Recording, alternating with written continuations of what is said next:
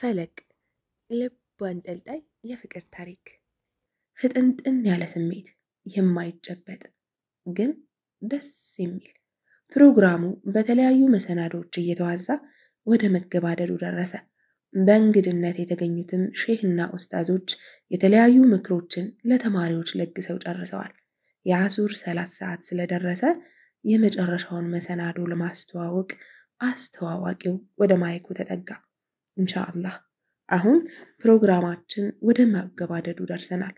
የመጨረሻው ፕሮግራማችን የሚሆነው የሽልማት ስነ ስርዓት ሲሆን በሴሚስተር ውስጥ በጀማው ከፍተኛ ተሳትፎ ያደረጉና በተቀሩ ኪታቦች ከፍተኛ ውጤት ያስመዘገቡ ተማሪዎችን ከወንድም ከሴትም የምንሸልም ይሆናል።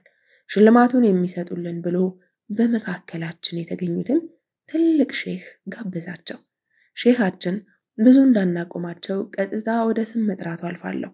በሴሚስተር ውስጥ ከፍተኛ በማድረግ ለሽልማት የቀረቡት እንደ ሁል ጊዜው ደከመኝ ሰለቸኝ ሳይሉ ጀማዓችንን ግርማ ሞገስ ያላበሱልን አሚሮቻችን ናቸው። አላሁ አክበር። መስጂዱ በደስታ ተክቢራ ተጥለቀለቀ። ለምን በለጠኝ ለምን አገኘ ተብሎ አይን የማይቀላበት ንጹህ ቦታ የጀማዓው ዋና አሚር የሆነው ወንድማችን አሚራችን መሐመድ ካሚል በድጋሚ ሞቅ ያለ ተክቢራ ማሜ ሽልማቱን ተቀብሎ ተቀመጠ። የጀማዓችን የሴቶች አሚር የሆነችው ሂክመት ነስራላህ ተክቢር በተወካይ ያለችበት ድረስ ይሄዳል። ሽልማቷ ሌላ ተክቢራ ለኔ ደግሞ ሌላ እንቆቅልሽ የኔ ሂክመት ኮተታሟ ስለመሆኗ ልቤ ምንም መጠራጠር አላስፈለገው። እሷው ናት የኮተታሞች አሚር ሂክመት። ሽልማቱ ለተሸላሚዎች ደርሶ ፕሮግራሙ በዱዓ ተዘግቶ አስር ሰላት በጀማዓ ከተሰገደ በኋላ ሁሉም ወደ የመጣበት መበታተን ጀመረ። ሰሉ እንዴት አገኘኸው? ፕሮግራሙ እንዴት ነበር? ማሜ ነበር። በጣም ቆንጆ ነበር። ደስ ብሎኛል በመገኘቴ። አሁን የማወራው ከዚህ በፊት የማውቀውን ማሜን ሳይሆን የጀማዓውን አሚር ማሜን ስለሆነ ከአንደበቴ መቆጠብን መረጥኩኝ። እርሱ ግን ቅድምም አሁንም በአንድ አይነት ስሜት ነው የሚያወራኝ። አሚርነቴን አውቋልና ልቆለል ብሎ አላሰበም። ቅድም ያጠለለው የመተናነስ ደመና ሲዘንብ ታየኝ። እንዲያውም ምናልባት አላህ ከፈቀደ ደግሞ ቀጣዩ ተሸላሚ አንተ ልትሆን ትችላለህ። ብቻ ከጀማዓት ትጥፋሽ ሰሉ እየሰደበኝ መሰለኝ። በየትኛው ስብዕናና ዕውቀቴ ነው የሚሸለመው? እረ አልጠፋም ማሜ እመጣለሁ። ልጠይቅህ እያሰብኩ ነበር። የቅድሞቹ ኡስታዞች እነማን ናቸው? በድፍረት አለማወቄን አሳውቄ ጠየቅኩት። እሱም አለማወቄ ሳያስገርመው ዘርዘር አድርጎ እነማን እንደሆኑ ነገረኝ። ስለ ጀማዓውና ስለተለያዩ ነገሮች እያጫወተኝ ሳለን ጓደኞቹ ጠሩት። እሱም ሹራ ማድረግ እንዳለበትና እንዳልጠፋ ነግሮኝ ስልክም ተለዋውጠን ወደ ሹራው አቀና። እኔም ብዙ ሳልቆይ መስጂዱን ለቅቄ ወጣሁ። ወደ ቤት ስመለስ በሐሳብ እየተብሰለሰልኩ ነበር መንገዴን የገፋሁት። ባላሰብኩት ፍጥነት ሲቀያየሩ የነበሩ ስሜቶቼ የናፈቀኝን ዘመድ ያገኘች ያህል የቦረቀች ልቤ፣ የማሜና የሂክመት ያልጠበቅኩት አሚርነት፣ ለሰዓታት ስጋለበው የነበረው የስክነት ፈረስ ሁሉም እየተፈራረቁ በአይነ ህሊናዬ እየመጡ በየቴ ድረስ ሸኙኝ። አሁንም ድረስ እያስገረመኝ ያለው ጠዋት ከቤት ስወጣ ይዤ የወጣሁትን ሰልማን ይዤው አለመመለሴ ነበር። ፈጣጠነብኝ። ለነገሩ እኛ ሰዎች ስለማናስተውልና መርሳት ስለተጠናወተን እንጂ አላህ ለምን ይሄን አደረክ ሎጂካል ሆነ ይባል። ሁሉን ማድረግ የሚችልና ትዕዛዙን በካፍና ኑን መካከል የቆመ ኃያል ጌታ መሆኑን እየረሳን ነው እንጂ ሂክመት ከምን ጊዜውም በላይ የማትበላ ወፍ መሆኗ እየተረጋገጠልኝ መጣ። እንደኔ አይነቱን አላዋቂ ጅል ዞር ብላ ለመመልከት እንደነማሜ አይነቶቹ ምግባረ ግሩም ሰዎች ከምድረ ገጽ መጥፋት እንዳለባቸው ተሰማኝ። እኔን በምንም መስፈርት ልትመርጠኝ አትችልም፣ ግና ፍቅር ይዞኛል እና ባላገኛት እንኳ ስለሷ ማሰብና እሷን ለመቅረብ ከመሞከር አልደክም አይሰለቸኝም። የኔ አባት ሰሞኑን ግን መናገር አልፈለግክም እንጂ የሆነው ነገር አለ። ታውቆኛል። ኧረ አለሚ ምንም አልሆንኩም። አትጨነቂብኝ። ለመዋሸትና ለመደበቅ አትሞክር። የሆነ ነገር ሆነሃል። አውቃለሁ እኮ የኔ አባት። ክፋይ ነህ፣ ልጄ ነህ። ምን ሆነህብኝ ነው? ይልቅ አዋይኝ፣ ይቀልሃል። የሆንከውን ንገረኝ። ከእናቴ ምንም ነገር አላመልጥም። ስሜቶቼን አንድ ባንድ ታውቃቸዋለች። እሷ አላስመለጥ አለችኝ እንጂ እኔ በከፋኝና ሆድ በባሰኝ ሰዓት ውጭ ገድዬ ነው ወደ ቤት የምገባው። ምክንያቱም የኔ እናት አለሚ መከፋቴን ካወቀች ስለሚከፋት። ነገር ግን አይኖቼን አንብባ ታውቅብኛለች። አላመልጣትም። አለሚ በቃ መመረቂያችን እየደረሰ ስለሆነ ቴንሽን ወጥሮኝ ነው። ምንም አልሆንኩም፣ አትጨናነቂብኝ። የኔ አባት በሱ እንዳልሆነ አውቃለሁ። ነገር ግን ላስገድድህና ጭንቀትህ ላበዛብህ አልፈልግም። ግን አስታውስ፣ ጭንቀትህን ለመተንፈስ በፈለክ ሰዓት ታፋዬ ራስህን ለመቀበል፣ ጣቶቼ በፀጉርህ መካከል ለመላወስ፣ ጆሮዬ ለማዳመጥ ዝግጁ መሆናቸውን እወቅ። እሺ አለሚ፣ ባትይውስ ሌላ መሸሻ የታለኝ? አንቺ ነሽ እኮ መደበቂያዬ። ብቻ አሁን አትጨነቂብኝማ። እሺ እሺ፣ በቃ የኔ አባት አልጨነቅም። በዱዓዬ አግዝሃለሁ። እኔ እምልሽ አለሚ፣ ወይ አባቴን ስታገኙ መጀመሪያ እንዳየሽው ነው ወይስ ዘግይተሽ ነው የወደድሽው? የኔ ስሜት መፍጠንና መለዋወጥ ስላስገረመኝ ለማወቅ ጓጉቻለሁ። እኔ መጀመሪያ ያየሁት ቀን ከምንም አልቆጠርኩትም። እርሱ ግን ያየኝ ቀን እንደወደደኝና ሊያገባኝ እንደተመኘ ነግሮኛል። የስሜቱ መፍጠን ልክ ነበር ትያለሽ? ማለት የኔ አባት፣ ማለቴ እንዳየሽ ለመወደድ አልፈጠነም? አይ የኔ አባት፣ ያላህ ውሳኔ ለምን ይባላል እንዴ? ገና ደሴ ሲያመጣው ወዶኝ እንዲሄድ ተጽፎበት ቢሆንስ? አላህ ለምንና እንዴት አይባልም። እድሜን ሙሉ መርህ የማደርጋትን ቃል ደገመችልኝ። አላህን ለምን እንዴት አይባልም። የኔ ዓለም እውነቷን ነው። እኔም የአባቴ ዕጣ ደርሶብኝ ቢሆን ነው ሂክመትን እኔም በገረመኝ ፍጥነት ያፈቀርኳት። ከማውቃቸው ከማወራቸው ከሚወዱኝና የፍቅር አጋራቸው እንደሆን ከሚጠይቁኝ ሴቶች ሁላ ባላሰብኩት ሁኔታ እሷ ልቤ ገብታለች፣ ተለይታብኛለች። እንደው ለሰሚም እኮ ለመንገር የማይመች ጉድን የተሸከምኩት። ቆይ በደንብ ታውቃታለህ? እረ አላውቃትም። እሺ አውርታችኋል? እረ በስርዓት አላወራንም። ሳታውቃት ሳታወራት እንዴት ፍቅር ያዘ? አላህን ለምን አይባልም። የእርሱ ፍርጃ ነው። በቃ የመጨረሻው መልሴ ሊሆን የሚችለው ይሄ ብቻ ነው። ሂክመት ፊት ለመቆም የሚበቃ ስብዕና የሌለኝ ጥፉ ሰው መሆኔ እሷን ለማግኘት ካሉብኝ ፈተናዎች ጋር ተደራርቦ ፍቅሬን አቀጣጥሎታል። ድሮውንስ የሚፈለግና የሚጓጓለት የማይገኝ ቢገኝም ደግሞ የሚያለፋ ነገር አይደል? ሂክመትም ለኔ ከሁለቱ አንዷ ናት። እንዴት ልቀርባትና ላናግራት እችላለሁ? እንዴትስ ለሷ የተገባ ወንድ ሆኜ ፊቷ ልቁም? እንደ ተራ ቤት ተመልሼ የማሳልፈውን መስጂድ የስክነት መቆያ መሆኑን እስክመሰክር ያደረሰኝ የሷ ፍቅር ወይስ እውነተኛው ሰኪና? ራሴን ብገራና ብለውጥስ ለሱ ብዬ ወይስ ማድረግ ስላለብኝ ብቻ ግራ ገብቶኛል። ወይንስ ደግሞ እሷን ሰበብ አድርጎ ባላስተዋልኩት ፍጥነት ወደ እዝነቱ ሊጠራኝ አስቦ? መልስ አልባ ጥያቄዎች። ትላንት የሜሪ ልደት ነበር። ረስተህም ስልክ አጥፍተህ የጠፋኸው አቤል ነው። ትላንት የሜሮን ልደት ነበር።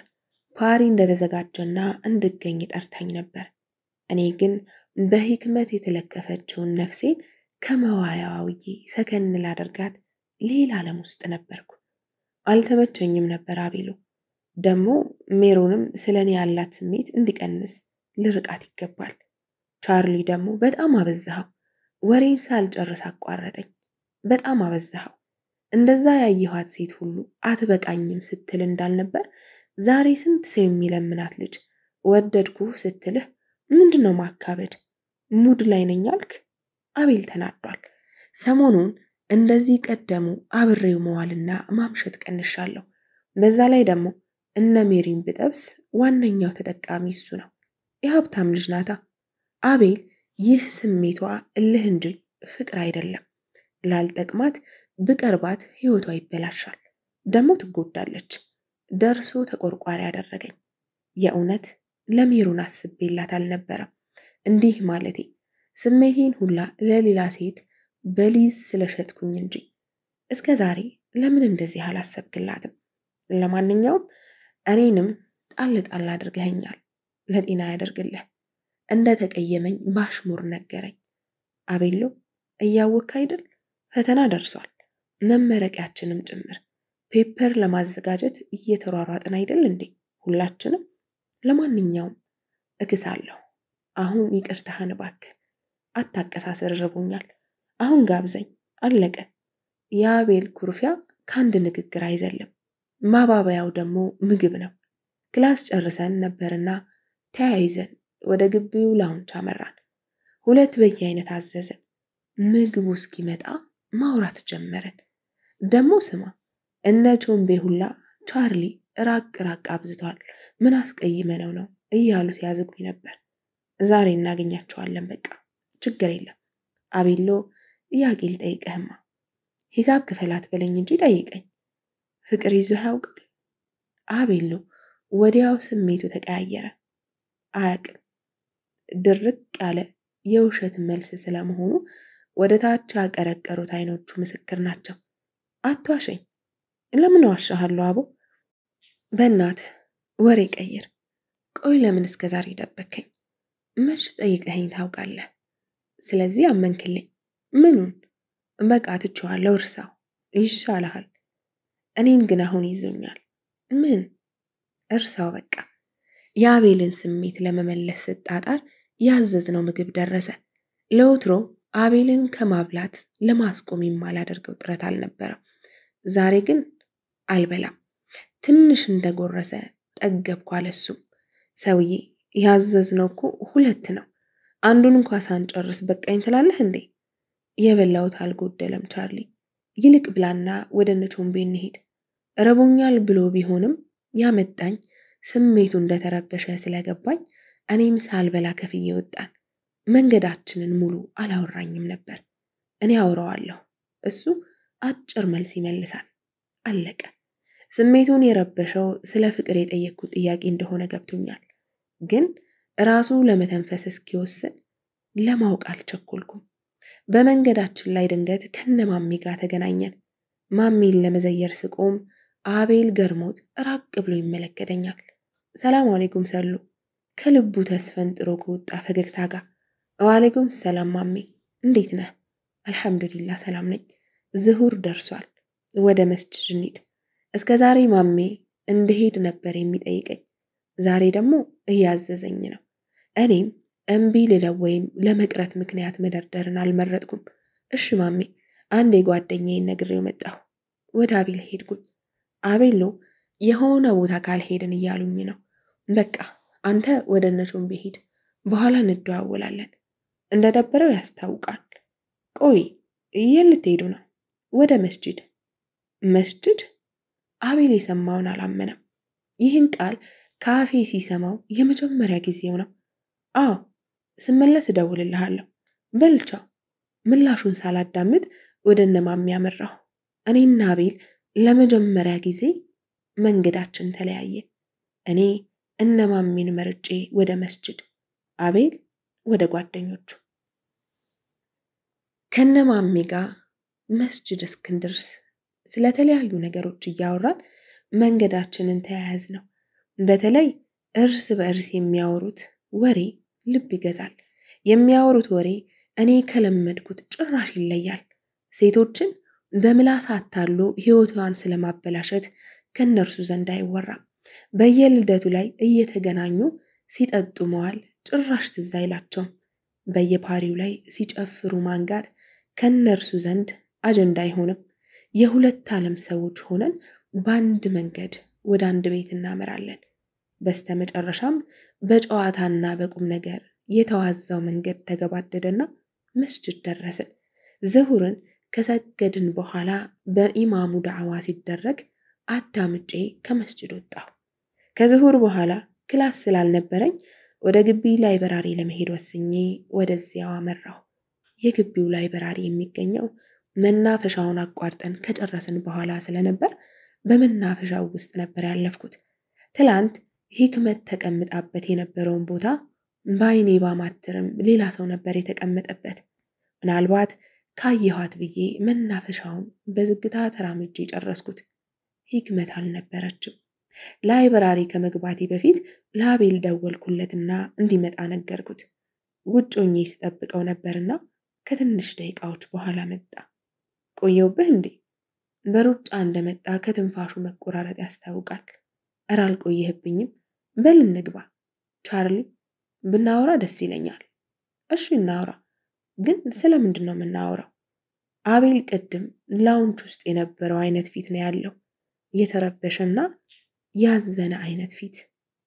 ወደ መናፈሻው እንሂድና ስለምን እንደምናወራ እነግርሃለሁ። እሺ እንሂድ። ተያይዘን ወደ መናፈሻው ተመለስን። መናፈሻው ጋር ከደረስን በኋላ ከመቀመጫዎቹ መካከል በአንዱ ላይ ተቀመጥን።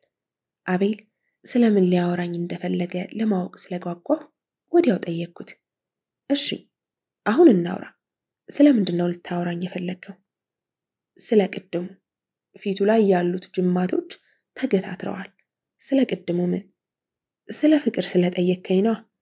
አቤል እንዲተነፍስ ስጠባበቅ የነበረው ነገር በራሱ ጊዜ ሊተነፍስ ተዘጋጅቷል። በተረባበሸ ስሜት ውስጥ ሆኖ ወሬውን ጀመረልኝ። ቻርሊ፣ ቅድም ያንን ጥያቄ ከጠየከኝ በኋላ ጥሩ ስሜት ውስጥ አይደለሁም ያለሁት። አይደለም ለሰዎች አውጥቼ ላወራውና ለራሴም ድጋሚ ላለማስታወስ ወስኜ ነበር። ግን ባላሰብኩት ሰዓት አንተ ጎትተህ መጣህብኝ። ቅድም አንተ ከጓደኞችህ ጋር ስትሄድ እኔ ወደ እነ ቾምቢ አልነበረም የሄድኩት። ህመም ያገረሸበት ልቤን ይዤ ከግቢ ውጭ ብቻዬን ለማውራት ነበር የወጣሁት። ከራሴ ጋር ብዙ አወራሁ። በመጨረሻም ቢያንስ ተንፍሼ ይውጣልኝ ብዬ ይሄው አጠገብህ ተቀምጫለሁ። ወንድ ልጅ ብዙ ጊዜ ብሶትና ህመሙን ለማውጣት ይቸገራል ይባላል። ነገር ግን አንዴ ማውጣት ከጀመረ የሚያስቆመው አይገኝም። ያጠራቀማትን ልክ ይተነፍሳታል። አቤል ከጎኔ ተቀምጦ ሊተነፍስ ነው። ፍቅር ይዞኝ ያውቃል። አዎ፣ ያውም ከቤተሰብ ከጓደኛ ብሎም ከራስ ጋር የሚያጋጭ ፍቅር። ተወኝ ብለው የማይተው፣ ብረድልኝ ብለው የማይበርድ፣ እለፈኝ ብለው የማያልፍ፣ ውጣ ብለው የማይወጣ ከባድ ፍቅር ይዞኝ ያውቃል። ላታምነኝ ትችላለህ፣ ግን አሁንም አልለቀቀኝም።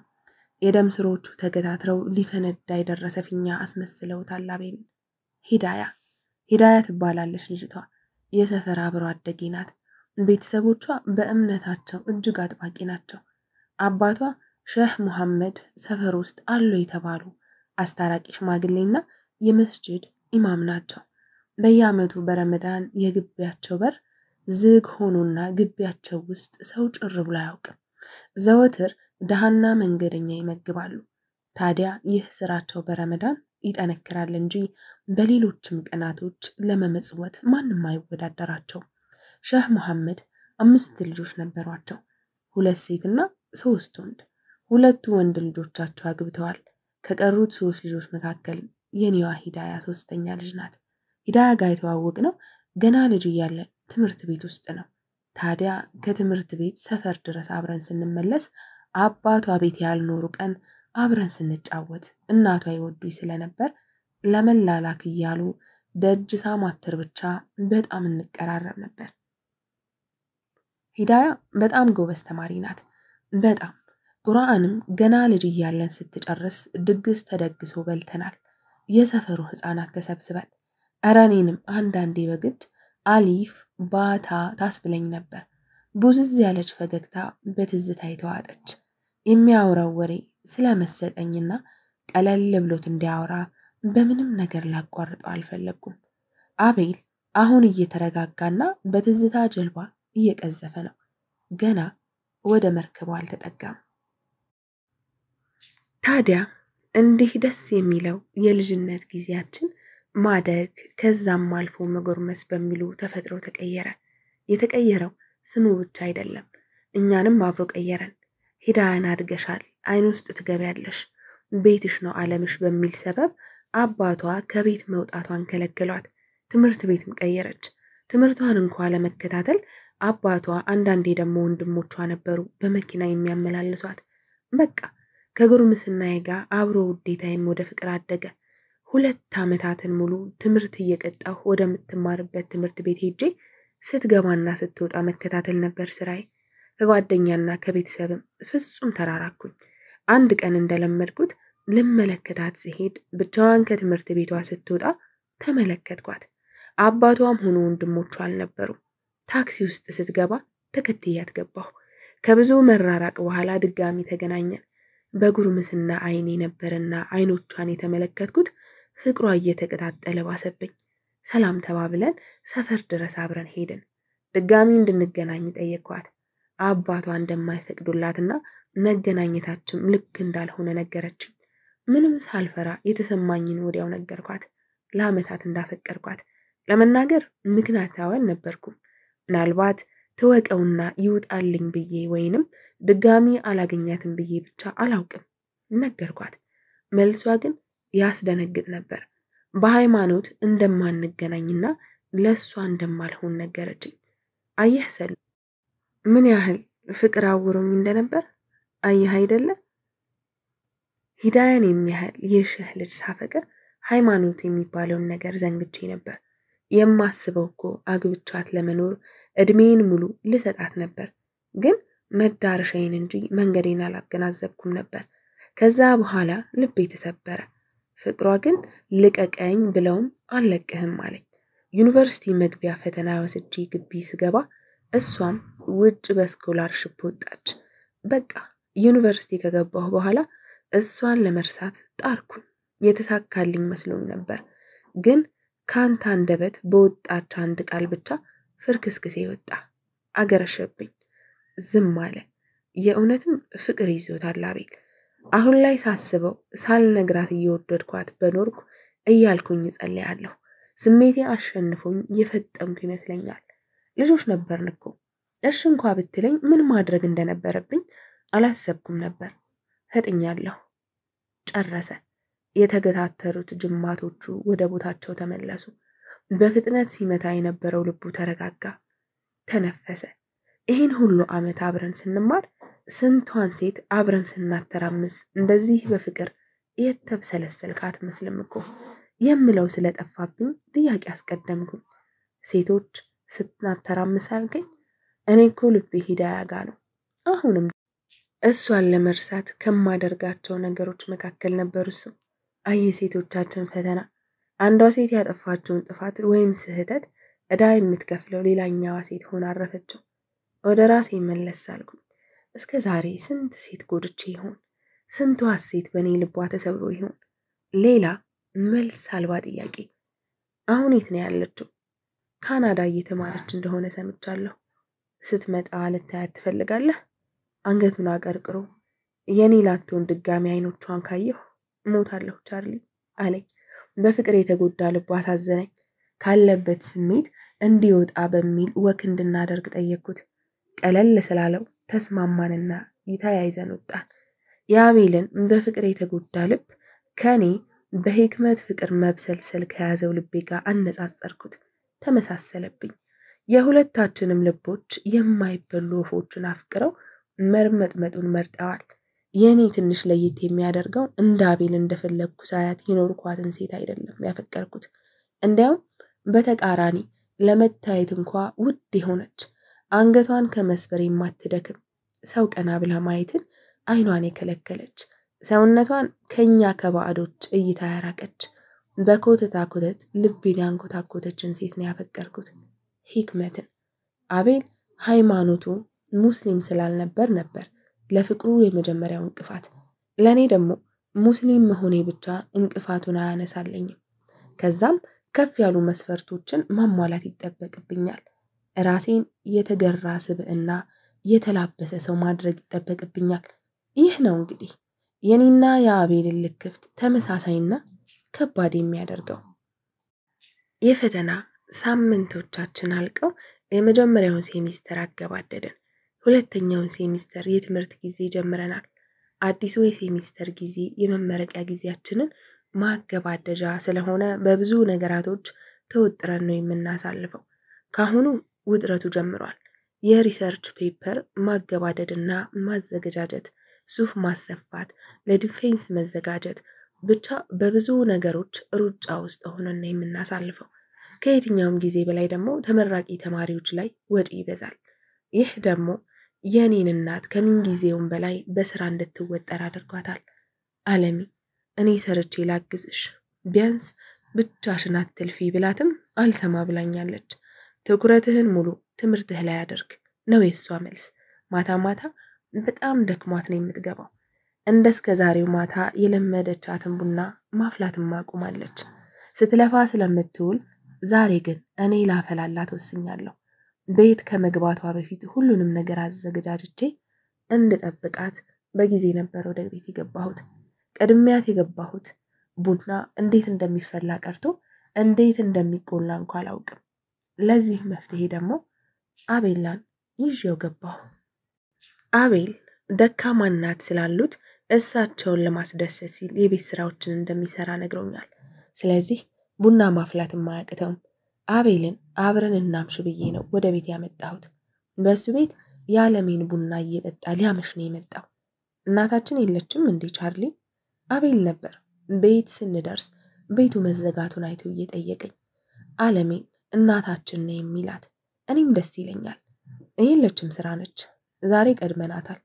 ሰሞኑን እየለፋች እንደሆነ ነግረኸኛል። ለምን የሆነ ስራ እየሰራህ አታግዛትም? በሩን ለመክፈት በቆምኩበት የኔንና የዓለሜን የዘውትር መጨቃጨቂያ ሐሳብ በጥያቄ መልክ ጠየቀኝ። በሩን ከፍቼ ከገባን በኋላ መለስኩለት። አቤሎ የኔን እናት እያወቃት አይደለም ለስራ ብያት ይቅርና ጠዋት ጠዋት ታክሲ ለመጠበቅ ስሰለፍ እንኳን ይቆጫታል። እኔ እያማረብኝ እሷ ስትጎሳቆል ሳይ ልቤ የምትረጋጋ ይመስልሃል? የእሷ ደስታ የኔ መደሰት ሆነና የልቧን ልሙላ ብዬ እንጂ። ሁለታችንም ትክዝ ብለን ተቀመጥን። ስለ ዓለሚ ማሰብ ጀመርን። ያቺ ወለይ ቆንጅዬ ሴት ውበቷን ሙሉ ለልጇ አውርሳ ከሰውነት ከወጣች ሰነባብታለች። ደስታዋን በልጇ ደስታ ላይ አንተርሳ ለልጇ ስኬት ደፋ ቀና ስትል ቀኑ መሽቶ ይነጋል። ትዳር በረከሰበት ዘመን ትዳርም ሆነ ባል ሳያምራት ልጇን ትዳር አድርጋ ፊቷ በማዲያት እስኪወረስ ትለፋለች። የኔ ዓለም ዓለሟን ሁሉ ረስታ የልጇን ዓለም ታቃናለች። ምክንያቱም እናት ናት። ቻርሊ እናታችንን የመሰለ እናት የሰጠህ ፈጣሪ ምን ያህል እንደሚወድህ ታውቃለህ አለኝ። ደግሞ እናትነቷ ላንተ ብቻ አይደለም ለጓደኞችህስ እናት ሆና መች በቃት። ዓለማችን ትኖርልን። ከትካዜ ሙዳችን እንድንወጣ ትከሻዬን መታ እያደረገ ፈገገልኝ።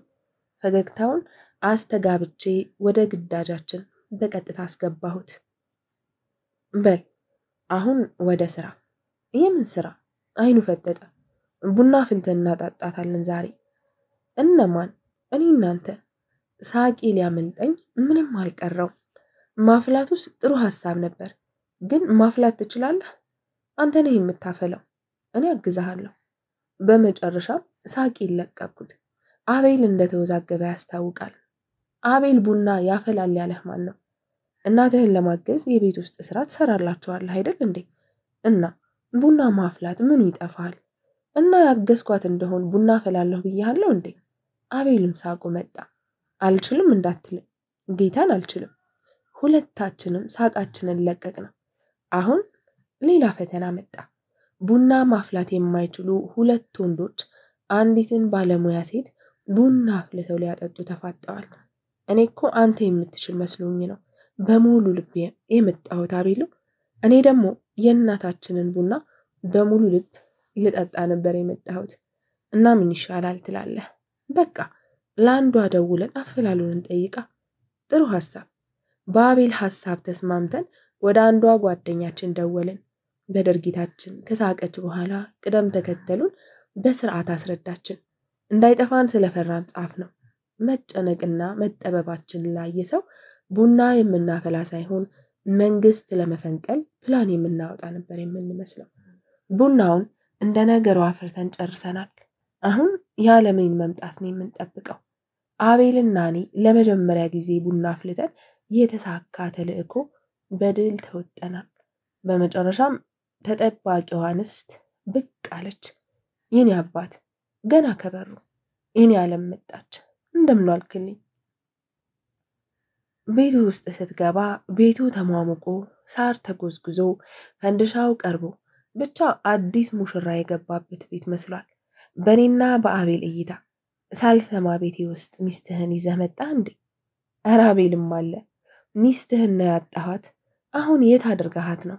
ገና ከመምጣቷ በሳቋ ለከፈችን። ዛሬ አረፍ ብለሽ ቡና ጠጭልን ብለን ነው እኮ እናታችን። አቤል ነበር ቀጣፊ። አንተኛውማ መች ትዝ ብዬሽ አውቃለሁ። አሁን ተጣጠቢና አረፍ ብለሽ ግብዣችንን ቅመሽልንማ። እኔ ቀጠልኩ። ዓለሜም ተጣጥባና ውዶ አደርጋ ለመስገድ ስትቆም የኔ ዓለም ዛሬ እኔ ነኝ የማሰግድሽ። ዓለሜ ዞር ብላ ተመለከተችኝ። እየቀለ መሰላት። ለነገሩ እውነት አላት። ስሰግድ እንኳ ካየችኝ ቆየች። እኔም ደስ እንዲላት ነበር አንዳንዴ እሷ ፊት የምሰግደው። እሱንም እያመሸሁ ስለምመጣና እሷም ስለሚደክማት እየሰገድኩ የምመጣ ነበር የሚመስላት። ዛሬ ግን ላሰግድሽ ስላት ተገርማ ዞረች። የኔ አባት ደስታውን ችየው ነው እናም አምራኝ። ከጊዜያት በኋላ እናቴን ኢማም ሆኜ አሰግጃት ጨረስን። አቤልም ተቀምጦ ይከታተለን ነበር። በሉ ከጨረሳችሁ ቡናው ተኖ ሳያልቅ እንጠጣው። እስኪ እንዲህ ሽር ጉድ ስትሉት የዋላችሁት ቡናውን አቅምሱልኝ። ከፈንድሻው ዘገነች። በኋላ አቤል ቡናውን ቀርቶ ሰጣት። ልክ የመጀመሪያውን እፍታ ከቀመሰች በኋላ ፊቷ ተቀያየረ። ውይ ምን ነው እናንተ? ውይ! እኔና አቤል ደንግጠን ተያየን። ምን ነው የኔ ዓለም? ምን ሆንሽ? ቆየሁባችሁ አይደል? ቡና ነው እሬት ያፈላችሁት? ገልቱ ሁሉ በሉ ተነሱ። ለካ ፊቷ የተቀያየረው ቡናውን እሬት አድርገን ስላፈላነው ነው። ሁላችንም እየተያየን ተሳሳቅን። ዓለሜም እኛ ያፈላነውን ቡና ላይ ውሃ ጨምራ ከእንደገና ካፈላችሁ በኋላ የዓለሜን ቡና እየተጫወትን ስንጠጣ መሸን። ኧረ አንተ ትተኸናል። ቆይ ሳናውቅ ያስቀየምንህ ነገር አለ እንዴ? እነ ቾምቤ ነበሩ ጓደኞቼ። ሰሞኑን ከነርሱ መራቅ ስላበዛሁ ምክንያቴን እየጠየቁ በማግስቱ አረቶ ምን ታስቀይሙኛላችሁ? ተመራቂ መሆናችንን ረሳችሁት እንዴ?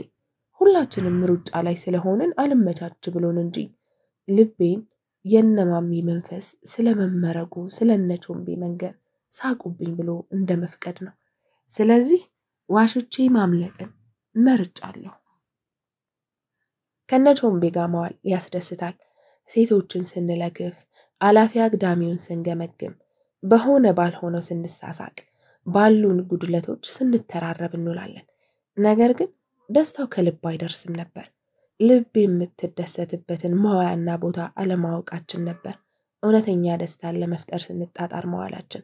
እነ ቾምቤ ከነሱ የመራቄን ሰበብ ቢረዱልኝ ደስ ይለኝ ነበር። ግን ለመረዳት ሳይሆን ለማሾፍ ነውና የተፈጠሩት። እኔም አልነግራቸውም። ለማንኛውም ዛሬ የማይቀርበት ናይት ፓርቲ ሚል አዘጋጅቷል። ማናችሁም እንዳትቀሩ ብሏል። ባክህን የሚመጣ አይመስለኝም። እናቴን አሟታል። አቤል ነበር። እሱም እንደኔ ምን እንደነካው ባላውቅም ከነርሱና ውሏቸው መራቅ አብዝቷል። እኔም አልገኝም፣ አይመቸኝም። ይቅርታ በጣም። ሁሉም በአግራሞት ካፈጠጡብን በኋላ እንደምንም አሳምነዋቸው ተለያየን። ግን አንድ የገረመኝ ነገር እንደዛ ምግብና ፓርቲ የሚወደው አቤል ለመገኘት አለመስማማቱ ነበር። አቤል ግን በሰላም ነው? ምኑ ለመሄድ ያልተስማማኸው? ባክህ መጃጃል አስጠልቶኛል።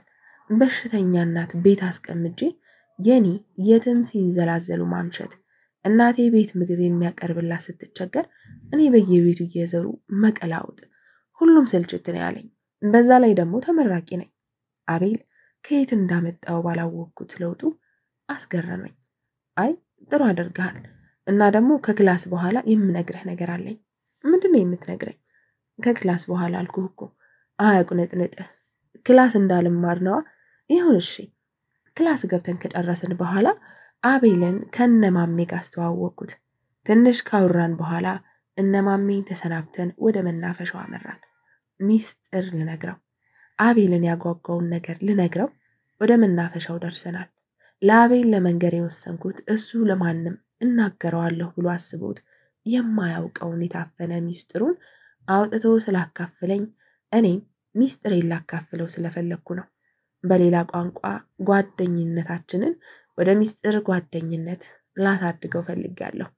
መናፈሻው ሚስጥራችንን ለብቻው ሊጋራን ፈልጓል መሰለኝ። ሁሉም ሰው አባሮ ብቻውን ነው። ማንም ሰው መናፈሻው ላይ አልነበረም። ሰው አለመኖሩ በደንብ ሆዴን አውጥቼ እንድተነፍስ እድል ስለሚሰጠኝ ደስ ብሎኛል። ባለፈው አቤል ሚስጥሩን የዘረገፈበት ቦታ ላይ ደርሰን ተቀመጥን። አቤል የምነግረውን ነገር ለመስማት ጓጉቶ ይቁነጠነጣል። እረ ቻርሊ አሰቃይኸኝ፣ የምትነግረኝን ነገር ንገረኛ። መታገስ የሚሉት ነገር አልፈጠረብህማ? አትነግረኝም? በቃ ልነግርህ ነው። ቀጥልሽ፣ እየሰማሁ ነው። ትንፋሽ ከሰበሰብኩና ከተረጋጋሁ በኋላ መናዘዜን ጀመርኩኝ። አቤሎ፣ አንተን ለዓመታት ያሰቃየህ ልክፍት እኔንም ጀማምሮኛል። የምን ልክፍት ነው የምታወራው? ፍቅር ይዞኛል። እንዳንተ ላገኘው ከማልችለው ሰው ፍቅር ይዞኛል። ልትቀልድብኝ ነዋ ያመጣኸኝ? አቤል አቋረጠኝ። እየቀለድኩ አይደለም አቤል፣ አታቋርጠኝ። ዝም ብለህ አዳምጠኝ። እሺ እሺ፣ ይቅርታ፣ ቀጥል። እኔም እንዴትና መቼ እንደሆነ ሳላውቀው ነው ራሴን ፍቅር ውስጥ ያገኘሁት። አይቼ እንኳ እንዳልጠግባት የተፈረደብኝ ይመስል አይኖቿን ከመሬት ነቅላ የማታውቅ ንጹሕ ሴት የጨቀየ ልቤ ያፈቀረው። በስርዓት እንኳ አይቻትና አውርቻት አላቅም፣ ግን ገና ከሩቅ እለያታለሁ። ዘወትር ከምትለብሳቸው ጥቁር ጅልባቦች ስክን ካላረማመዷ፣ ተሰብረው ካቀረቀሩ አይኖቿ፣ በቃ ገና ከሩቅ ንፋስ ይዞት ከሚመጣው ሽታ አልባ መዓዛዋ እለያታለሁ። ቅቤ አቅላጭ የነበረው ምላሴ ከእርሷ ፊት መቆም አይደለም ስለ እሷ ሲያስብ ገና ይቀልጣል። በሕይወቴ አይቼውም ሆነ አግኝቼው የማላቀውን ስክነት እሷንና በልቤና በሐሳቤ ማመላለስ ከጀመርኩ በኋላ ተዋውቂያለሁ። አቤል ከረመዳን ውጪ ዞር ብዬ አይቼው እንኳ የማላውቀውን መስጂድ የእሷን ቃላት ከሰማሁ በኋላ እኮ ነው የረገጥኩት። እነዛ ቃላት ግን ለኔ አልነበረም የተወረወሩት፣ ለሌላ ሰው እንጂ። ግን ሳላስበው መቱም፣ ገናንዘው ሐሴት ውስጥ ገበሩ። ሙሉ በሙሉ ባልለወጥ እንኳ ፍቅሯ ስለመለወጥ እንዳስብ ምክንያት ሆነኝ። በቃ ስለ እሷ ምንም አለማወቄ የበለጠ እንዳፍቅራት አደረገኝ። እኔ ለእሷ የማልገባና ላገኛት የምችል አለመሆኔን ሳስብም የበለጠ አፈቀርኳት። ቻርሊን ሆኜ መቼም አላገኛትም። አላህ ብለውልኝ ሰልማንን ብሆን እንኳ ለእሷ አልገባትም። እንደ ሌሎቹ እኮ እያየኋት እንኳ ባይን አይወጣልኝም። አቤላ፣ ቀና ብዬ የአቤልን ትኩረት ተመለከትኩት። ስለደረሰበትና ስለሚያውቀው ከልቡ ነበር የሚያዳምጠኝ። ደግሞ ታውቃታለህ እኮ አቤሎ። ንግግሬን እንድቀጥል ያሰፈሰፉት አይኖቹን እያየሁ እኔ አዎ፣ ያቺ ልስማት ተወራርጄ ገትራኝ ሄደችው ልጅ አስታወስኩት እንዴ? ያቺ ኮተታማ? አዎ እሷ፣ ያቺ ኮተታማ እሷ ናት። ከኮተት ጀርባ ያለ የማላውቀው ኃያል ፍቅር ተሰባብሮ ያቀረቀሩ አይኖቿን ከመሬት ነጥለው የጠለፉኝ። እሷን ነው ያፈቀርኩት፣ ኮተታሟን። ይህ ይሆናል ብዬ በፍጹም አልጠበቅኩም። ጭራሽ አንተ ፍቅር ይዞ እንገረኝ እስኪ። እኔም አልጠበቅኩም። ሁሉም ነገር ፈጥኖብኛል። ራሴን ፍቅር ውስጥ ማግኘቴን ብቻ ሳይሆን ለእኔ የማትገባ ሴት ማፍቀሬንም ነው ያልጠበቅኩት። ለምንድን ነው ለአንተ የማትገባው ቻርሊ? አቤል አቋረጠኝ። አቤል፣ ላገኛት አልችልም። አንድ ዓለም ውስጥ የምንኖር የሁለት ዓለም ሰዎች ነን። ቆይ አንተ እሷን ለማግኘት ምን ያግድሃል? የኔ ፍቅር ህልም ሆኖ እና ውሃ እንደተደፋበት ከሰል መክኖ የቀረው ሃይማኖታችን ስላልገጠም ነበር። ታዲያ አንተ ምን ሰበብ ልታቀርብ ነው? አቤል እኔን ለማሳመን ይሁን በእምነቱ ምክንያት ያጣውን ፍቅር በእኔ ሊያካክስ የትኛው እንደሆነ ባላውቅም ከልቡ ነበር የሚያወራኝ። ይኸውልህ አቤል፣ የኔ ሙስሊም መሆን ብቻ ሂክመትን ለማግኘት አይረዳኝም። ለእርሷ የምገባ እሷ የምትመርጠው አይነት ሙስሊም አይደለሁም። እያወቅከኝ አቤል ከረመዳን ውጪ መስጂድ ረግጬ ያውቃለሁ? ሴት ልጅን እንደዛ ሳታልልና ስጫወት ለአንዴ እንኳ እምነቴ ትዝ ብሎኝ ያውቃል? ጥሩን ለጥሩ እኮ ነው የሚባለው። እኔ ደግሞ ለጥሩነት እንኳ አልቀረብኩም። አቤል የማወራውን ከእምነቴ ጋር አያይዘው ስለመረዳቱ ግድ አልሰጠኝም ነበር። ታዲያ ከዚህ በኋላ ለምን አትቀየርም? ቻርሊን ሳይሆን ለምን ሰልማንን አትሆንም? ለእሷ የምትገባ ወንድ ሆነህ ፊቷ ለመቅረብ ለምን አትጥርም? መቀየርም ካለብኝ የጌታዬን ምሕረትና ውዴታ ለማግኘት እንጂ ሂክመትን ለማግኘት ብዬ መቀየር አልፈልግም። ሂክመትን ድንገት ባጣት እንኳ የሚቀየር ለውጥ አልፈልግም። የማይተወኝን ፈጣሪ ውዴታ ፈልጌ ነው መለውጥም ካለብኝ። ምክንያት ብትሆንህስ? አቤል አቋረጠኝ። ለምክንያት ቢሆንስ ሂክመትን እንድታፈቅራት ያደረገ በእሷ ሰበብ ሊለውጥህና ወደ እምነትህ ሊመልስህ ፈልጎ ቢሆንስ? ከአቤል ይወጣሉ ብዬ የማልጠብቃቸው ግን ወደ እውነታው የመለሱኝ ቃላት አላህ ለምንና እንዴት ካልተባለ ሂክመትን ለኔ የለውጥና የንጋት መንገዴ አድርጓት ቢሆንስ? በፍቅር አክሞ የጨቀየ ስብዕናዬን ሊጠጋግንልኝ ፈልጎ ቢሆንስ? ወደ እርሷ ለመቅረብ በማደርጋቸው እርምጃዎች ልክ ወደ እርሱ እያቀረበኝ ቢሆንስ? መቼም ሂክመትን ከመሰለች አንገት ሰባሪ ፍቅር የያዘኝ ያለ ምክንያት አይደለም።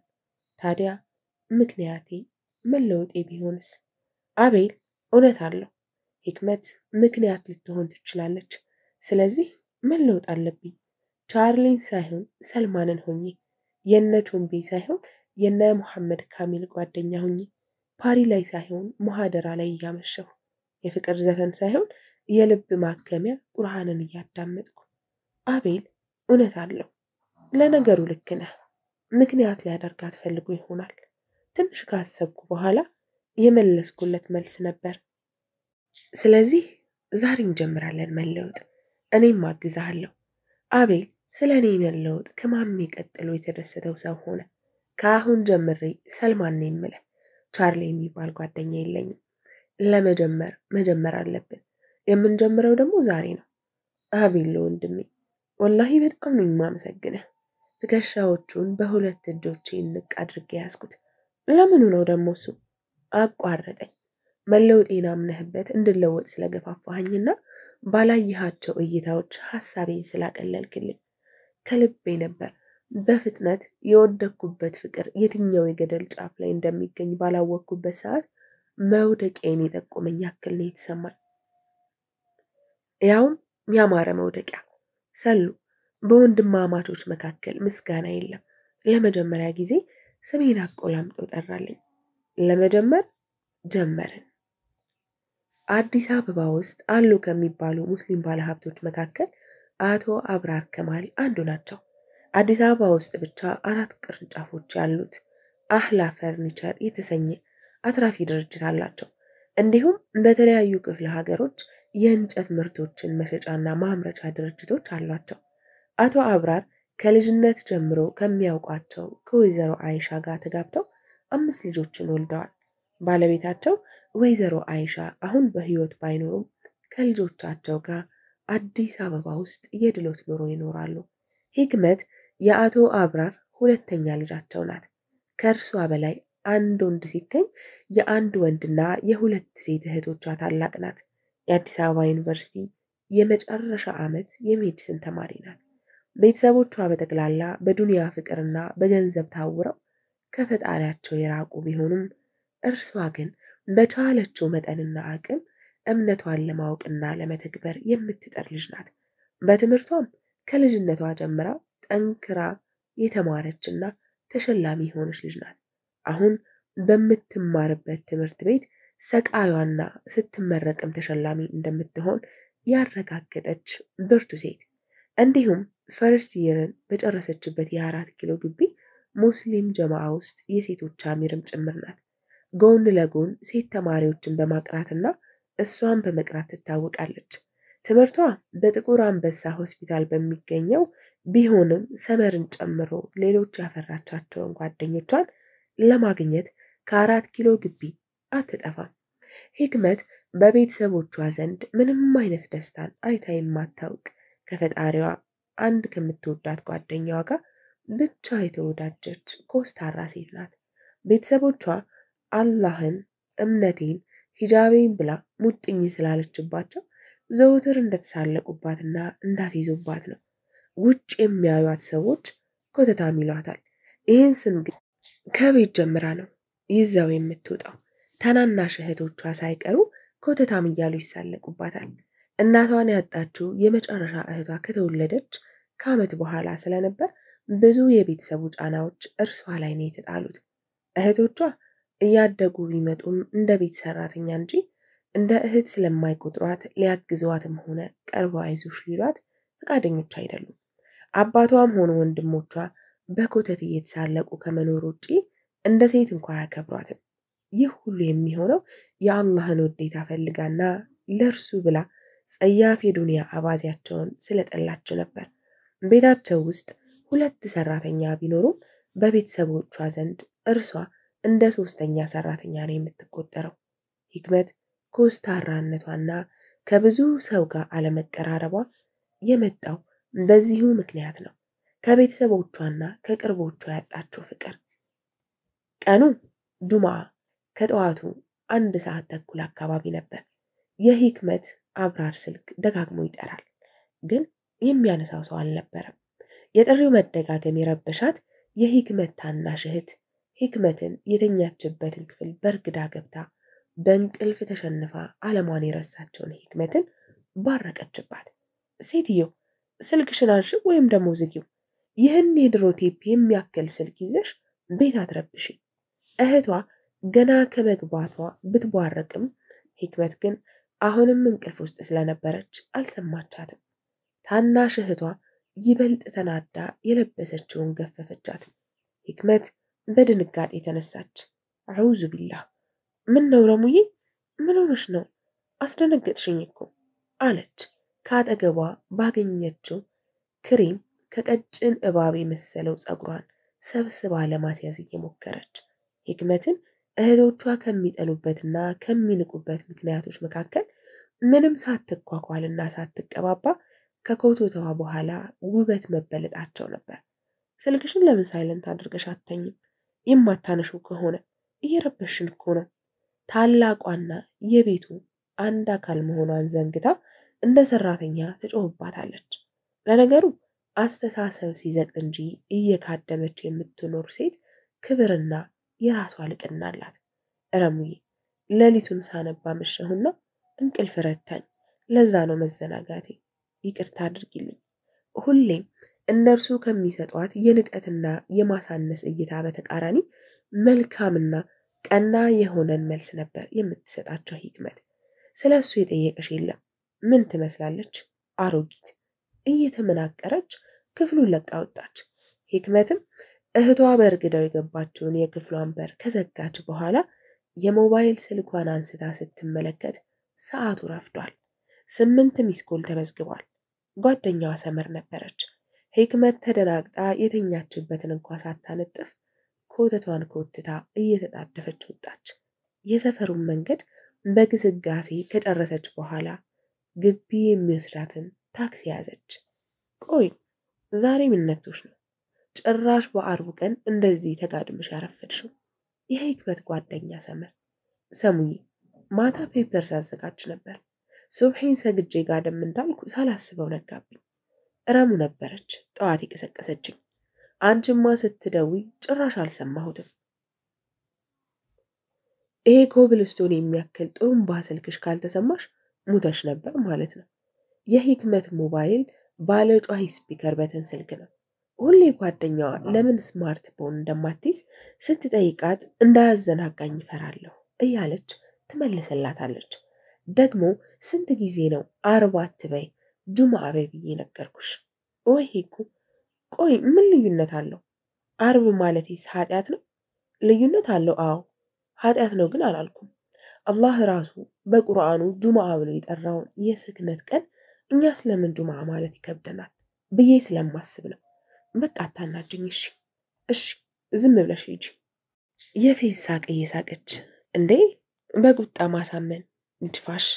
ይልቅ ዛሬ ከሰዓት ሹር አለብኝ። ጀማዓ ውስጥ ከጁምዓ በኋላ የምንጨራርሰውን አሁኑን እንጨራርስ። ሰሙ እሺ በቃ ተነሺ። አለሜ በአላህ ዛሬ ልቅርና አላስታምሽ።